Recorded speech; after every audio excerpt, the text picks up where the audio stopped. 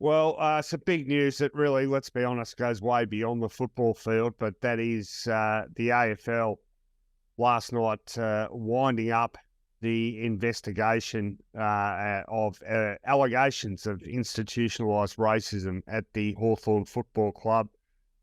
It's been a very long, very messy business, and of course, as was apparent, pretty well a long time ago, no one was really going to pay a price for this. Just a lack of due process, no right of reply, of course, for those at the heart of the probe, and that is, of course, Alastair Clarkson, Chris Fagan, and former Hawthorn football manager Jason Burt. The complainants in this case, the Indigenous families who are the subject of these allegations, they're not satisfied. The game isn't satisfied. A lot of anger now, Rocket. No one's satisfied at all much. It's a pretty messy business, isn't it? It is.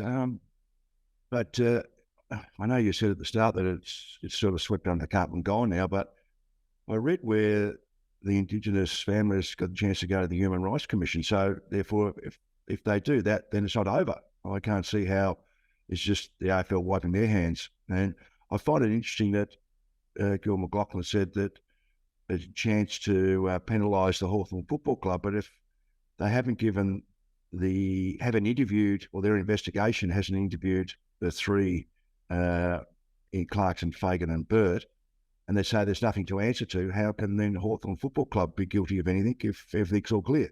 So it's very contrary in its approach there, and it'll be interesting to see what actually plays out in that situation.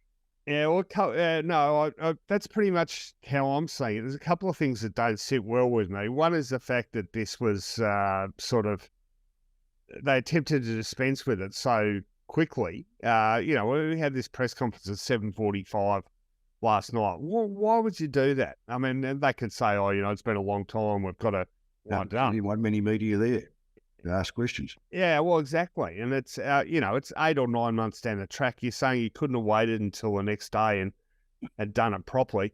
The other thing that doesn't sit well with me, and you just touched on it there, is this sort of beating of the chest by the AFL about, we're going to look at draft penalties for Hawthorn. I don't know if I'm being naive here, but what's that saying about the road to hell was paved with good intentions? Well, this is pretty unprecedented ground, and I've always looked at how Hawthorn have done this and thought, well, okay, it was very clumsily handled, but the initial intent, and I'll tell you what, it's not often you're going to get me to agree with Jeff Kennett, but he's talking along those lines this morning.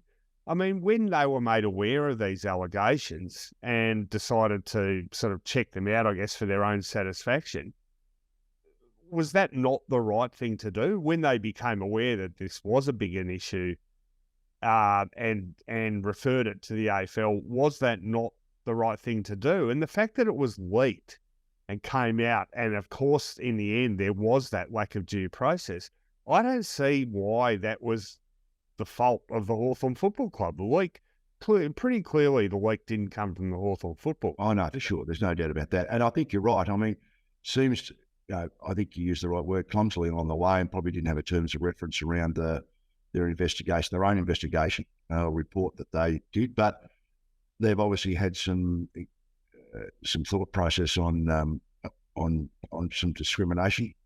Commissioned a report, found out there was a more widespread, as you said, than they initially thought, passed that on to the AFL. So the AFL has set up the investigation committee. That committee has never interviewed Clarkson, Fagan and Burt. So I don't know how the Hawthorn should be actually penalised for anything they've done. So whether it's just posturing, whether it's just taking things away from the AFL, whether it becomes a talking point and not actually the process, what's gone through the investigation.